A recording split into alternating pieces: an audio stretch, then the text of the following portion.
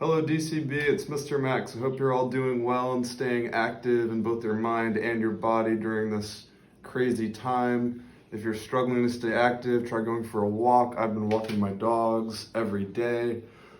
Today I'm going to show you how to make a upcycled watering jug from a 1 gallon jug. Step 1. Find a 1 gallon jug.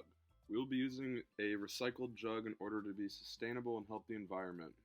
Begin by washing out the jug with soap and water.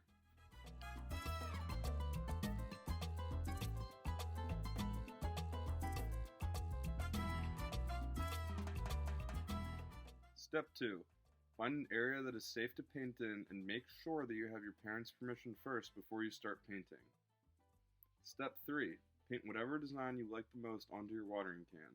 Make sure that you're very careful while doing this and make sure not to get any paint on your clothing or on anything else in your house. Step 4. Find something like a freshly sharpened pencil. Step 5. With the help of a parent or another trusted adult, poke about 10 holes in the lid of the watering jug. This is going to be our spout. Final step. Admire your hard work and dedication to sustainability and go water a plant.